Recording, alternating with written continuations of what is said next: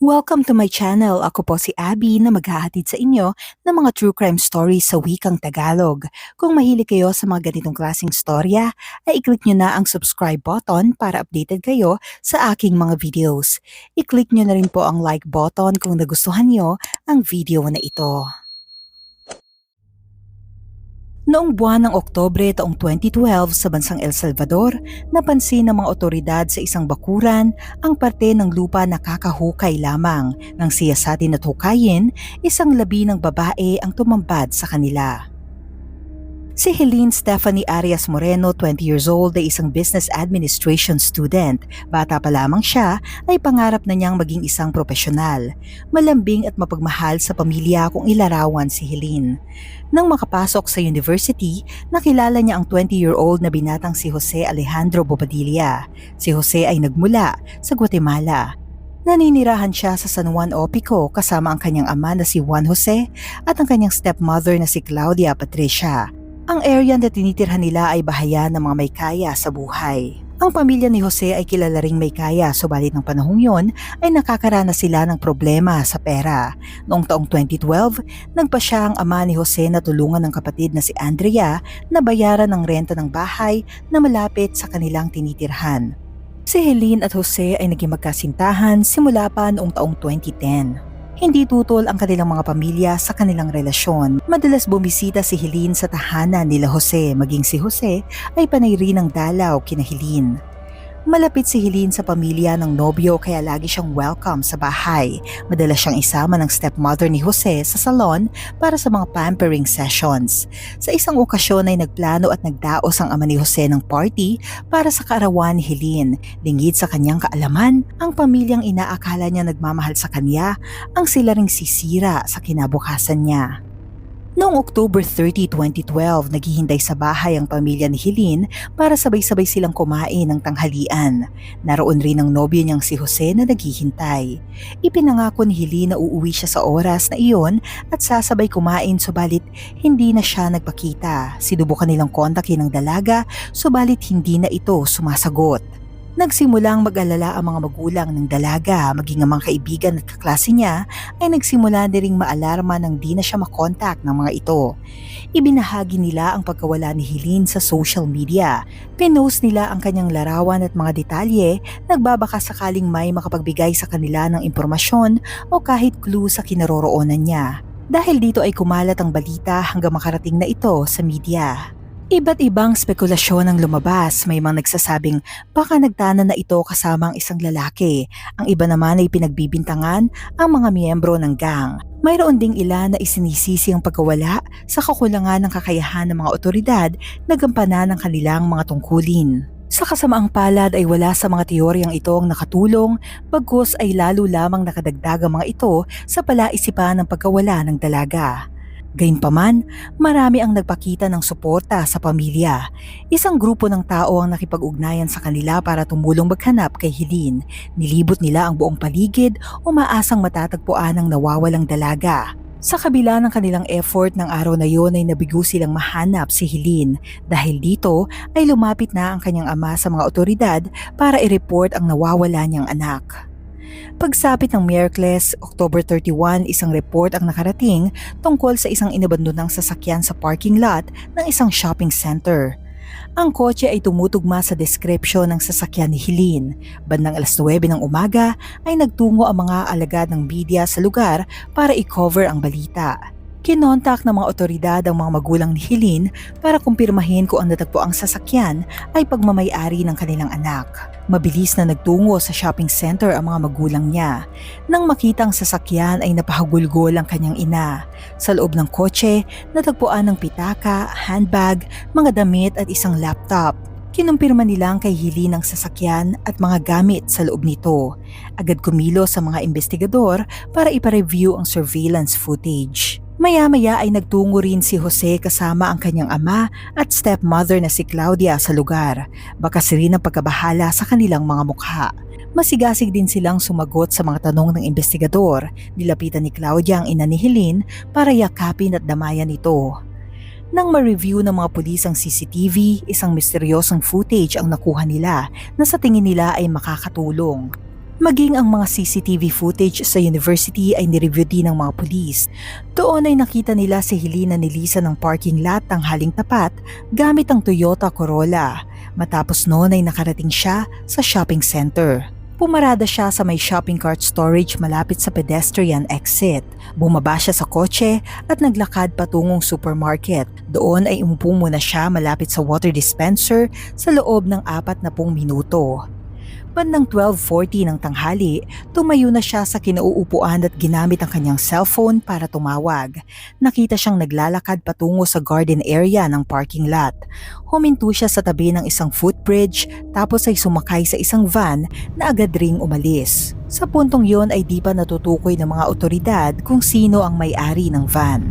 Kinausap nila si Jose upang magbigay ng salaysay. Inamin niyang nakipagkita si Helene kay Claudia at sa tiyahin niyang si Andrea para isauli ang hiniram ni Claudia na mahigit $1,000 mula sa ina ni Helene.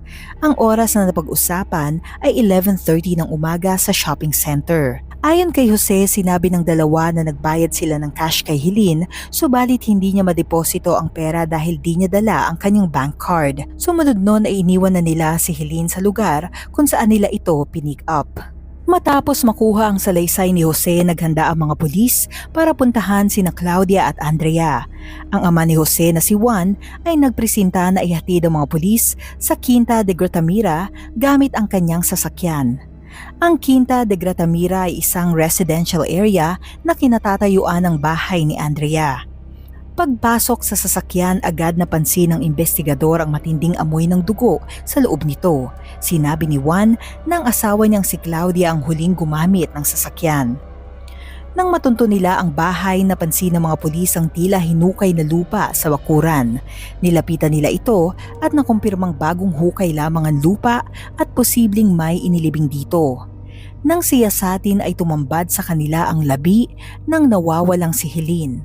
Agad inaresto si Andrea at mag-asawang Juan at Claudia. Itinuring na mga primary suspect ang tatlo.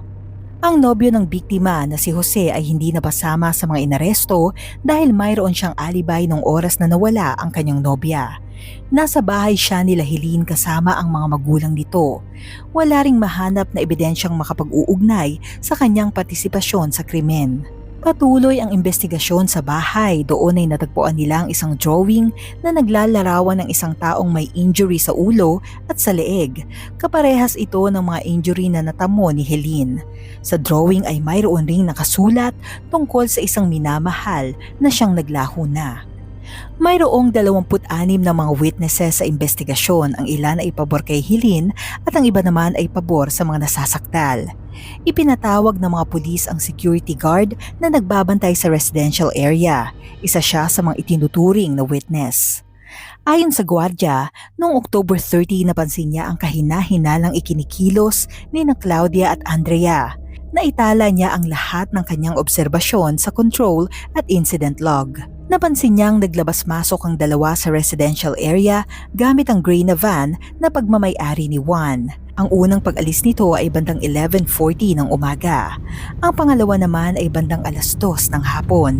Sa bawat pag-alis ay nilalapitan siya ni Claudia para tanungin kung hinahanap ba siya ng kanyang asawang si Juan. Sinagot siya ng gwardiya na hindi.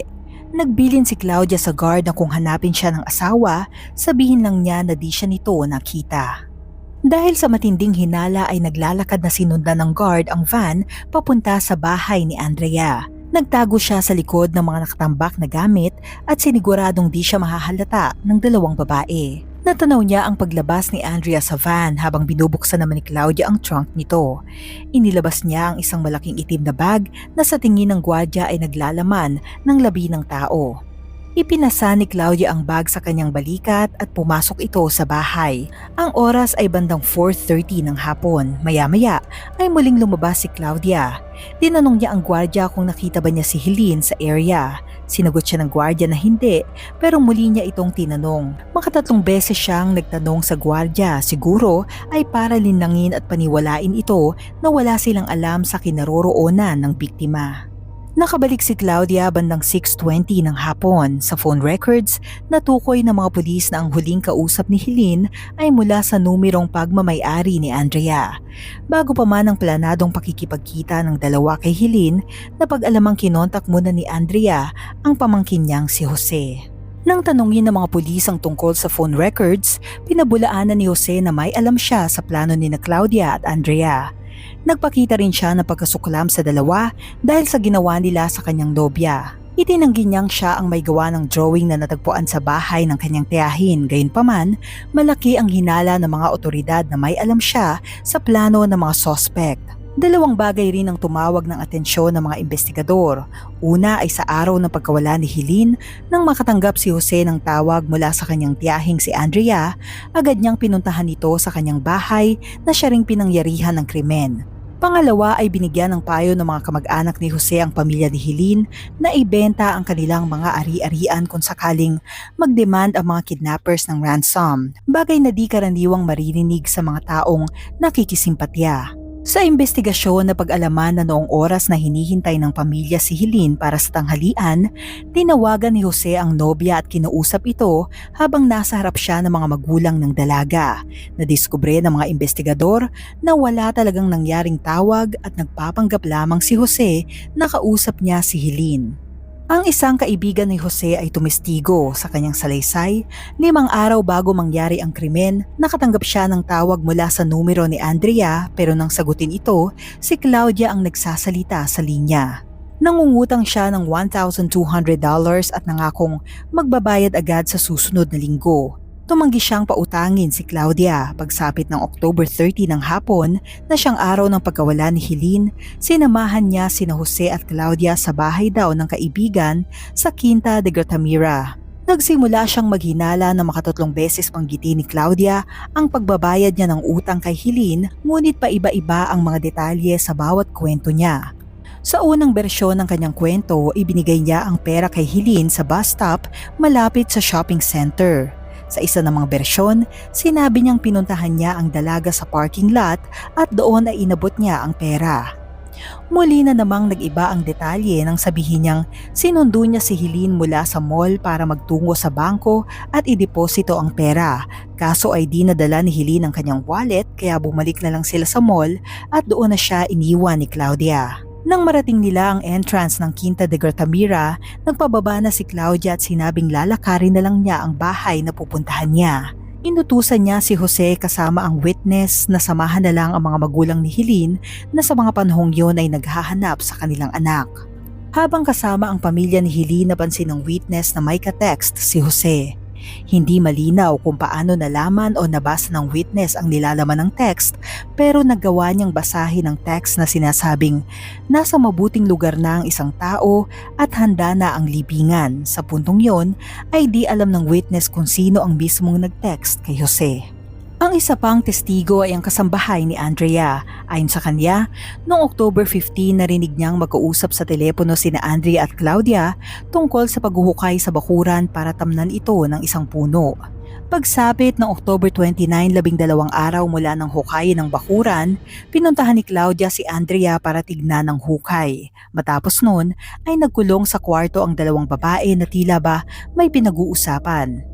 Sumunod na araw, October 30, ang petsa kung kailan nawala ang biktima. Sinundo ni Claudia si Andrea bago sumapit ang tanghaliang tapat para daw pumunta sa dentista. Maya-maya ay tumawag si Andrea sa kasambahay at pinapapunta siya sa shopping center para kitain ang kanyang amo. Naghintay ang kasambahay ng ilang oras subalit hindi sumipot si Andrea. Sinubukan niyang tumawag ng paulit-ulit pero hindi nito sinasagot ang kanyang tawag. Dahil dito ay umuwi na lamang siya. Pagdating sa bahay ay naabutan niya sina Claudia at Andrea na halatang bagong ligo parehas. Tinanong ni Andrea ang kasambahay kung bakit di siya naghintay sa mall. Sagot ng kasambahay ay di siya sumipot at di rin sumasagot sa mga tawag niya kaya umuwi na lamang siya. Ilang mga bagay ang nasaksihan ng kasambahay na sadyang katakataka, tulad na lang ng isang kutsyon sa bakura na wala naman doon bago siya umalis. Matindi rin ang amoy ng bleach sa buong bahay. Nang tangkain niyang pumasok sa banyo ay pinigilan siya ni Andrea. Ginawa daw nilang storage ng mga telebisyon ang banyo. Napansin din niyang magulo ang kwarto ng kanyang amo. Sa labas ay naaninag niya sina Andrea at Claudia na nililinis ang mga upuan ng van. Ginugol ng mga investigador ang kanilang panahon sa pagkalap ng mga dokumento at mga ebidensya. Isa sa mga ebidensya ay ang dugo na natagpuan ng kasambahay sa banyo kung saan hindi siya pinayagang makapasok. Posibleng dito naganap ang pagpatay sa biktima. Doon ay natagpuan din nila ang cellphone, mga damit at mga gamit sa krimen. Sa salaysay ni Andrea, sinabi niyang ang kanyang hipag na si Claudia ang nagplanong makipagkita kay Helene sa mall para bayaran ang $1,000 na inutang niya sa ina ng biktima. Habang nagmamaneho, biglang sinabi ni Claudia na minsan ay kailangang gumawa ng desisyon na di mo gusto. Inutusan din siya nito na tawagan si Helene para tanungin kung nasan siya. Nang makausap, kinumpirma ni Helene na siya ay naghihintay sa mall, ang lugar na kanilang napag-usapan. Nang makarating ang dalawa sa lugar, pinasakay nila si Helene sa van. Makalipas ang maikling pag-uusap, biglang inilabas ni Claudia ang kulay orange na lubid at ipinulupot ito sa leeg ng biktima, dahilan para ito ay masakal at mawala ng malay. Ang pangyayaring ito ay nagdulot daw ng nervous breakdown kay Andrea, kaya agad siyang uminom ng 2 sleeping pills pagkarating nila sa kanyang bahay. Ayon sa kanya, isinagawa ni Claudia ang krimen habang siya ay natutulog. Nang magising siya kinabukasan, natagpuan niya sa salang isang plastic bag na naglalaman ng labi ni Helene. Nakalabas daw ang pang-itaas na bahagi ng katawan ng biktima. Nang tanungin niya si Claudia kung anong nangyari, sinabihan siya nito na kumalma siya. Sinabi ni Claudia na kailangan niya itong gawin. Muling nagtanong si Andrea kung ano ang gagawin nila sa labi ng biktima. Sinagot siya ni Claudia na pag-iisipan pa nila. Sa huli ay napagkasunduan nilang ilibing ang biktima sa hukay na dapat ay para sa puno. Pinanindigan ni Andrea na si Claudia ang may pakana ng lahat. Ang partisipasyon lang daw niya ay ang pagtulong na ilibing ang labi ni Helene. Dinipensahan naman ni Claudia ang sarili. Ayon sa kanya, hindi natulog si Andrea ng araw na yon. Sinuportahan naman ng gwardiya ang kanyang salaysay dahil nakita niyang gising na gising ito at tumambay pa sa sasakyan. Naitala ng guard ang mga oras sa kanyang logbook. Sa pamamagitan ng call logs, natukoy na patuloy ang ugnayan ni Jose sa kanyang tiyahin at stepmother bago at matapos mawala ang biktima. Noong oras na nasa bahay siya nila Helene, nakatanggap siya ng tawag mula kay Claudia. Tinanong niya ito kung nasaan ang bundle na siyang narinig ng kapatid ni Helene. Sa resulta ng investigasyon, lumalabas na may kinalaman si Jose sa krimen. Noong November 6, 2012, inaresto si Jose ng mga otoridad. Kasalukuyan siyang nag-iimpake nang maabutan siya ng mga pulis. Sinabi niya sa mga pulis na pinapaalis na siya sa bahay pero ang hinala nila ay nagbabalak na itong lumabas ng bansa. Sa resulta ng forensic examination, nagtamo ng cranial trauma ang biktima bandang 4:00 ng hapon noong October 30, 2012. Nakitaan din siya ng acrylic nail na nakabaon sa kanyang dibdib. Ang mga kamay niya ay may buhok mula sa ibang tao at ang kanyang mga damit ay puro mantsa ng dugo. Kalunos-lunos naman ang sinapit ng kanyang mukha dahil na-disfigure ito, pati na rin ang kanyang bungo.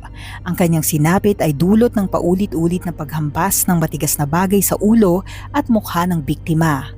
Nagawa pa niyang manlaban habang tinatapos siya ng mga salarin na nagdulot ng mga malalalim na sugat sa kanila. Nakitaan din siya ng mga saksak mula sa isang kutsilyo. Tumagal ng di bababa ng 1 oras ang kalbaryo ni Helene. Sa huli, isang matinding pukol ng martilyo ang tumapos sa kanya.